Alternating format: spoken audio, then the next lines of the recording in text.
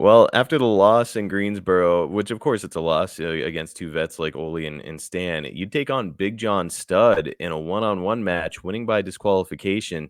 We've discussed Studd here a few times before. Big John Dud, as you would affectionately refer to him at times. And again, you haven't really given him glowing reviews. Here he is. He's younger. Would you say that when he's younger, he's more nimble in the ring? A little, not much, not much. It probably made him more dangerous to work with, though, right? Yeah, yeah. He would attempt to do things that he wasn't ready to do. That's the nice way of saying it. And a guy like that, it's like, if he forgets to call a spot, he's probably just snatching you up and just doing what he wants with you. He's chunking you.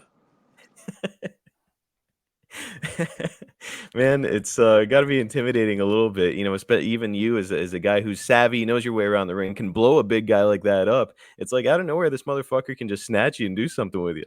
Yeah, it was tough, man. When you're in there with a guy who's a newcomer and it happens to be a massive guy, obviously you're going to be calling the action in the ring. What kind of stuff are you doing, trying to call to protect yourself? I'm giving him a hold to hold on to. That way he's got the upper hand and he feels comfortable and he's happy. Mm. He's happy if his thumbs up for him. It's when his thumbs down that you have a problem. Thumbs up meaning he's going over? No, just that he's going to have the upper hand. Okay. In other words, he's shiny. You Yes. him look good.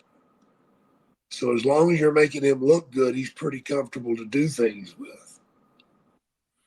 It's when it's your turn to look good that you have a problem.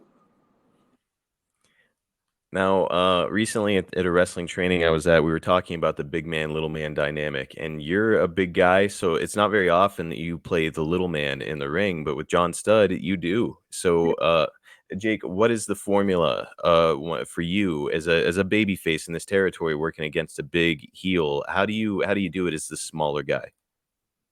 You wrestle from underneath. You you get put into holes, but you somehow escape them, and you Mm. counter. You counter with a move. Maybe you only get one move or two moves before he gets you back. But you're always fighting from underneath. Do you feel like you've always got to be kind of moving forward though on the attack, like the kind of an aggressor as a smaller guy, or just trying to avoid and pick your spot? No, no, you got to be aggressive. Okay. For all John's faults, he was big. He had a great look for the business, so he's kind of tailor made for wrestling. When management sticks you with a guy like that, do you feel like it's an endorsement for you as someone who can make the match work with this big green galoot of a guy? Yeah, it's a test. And it's kind of a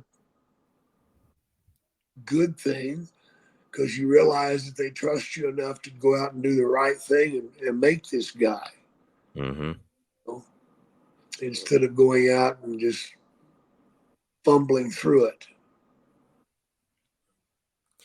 Yeah, and listeners, make no mistake, this was not a match about making Jake shine. Like a big 6'10" or whatever guy with that look and that size. Like clearly, the Crockett's are like, okay, we need to put somebody in there who we know can make this guy look good, and Right. Jake was the guy. Absolutely.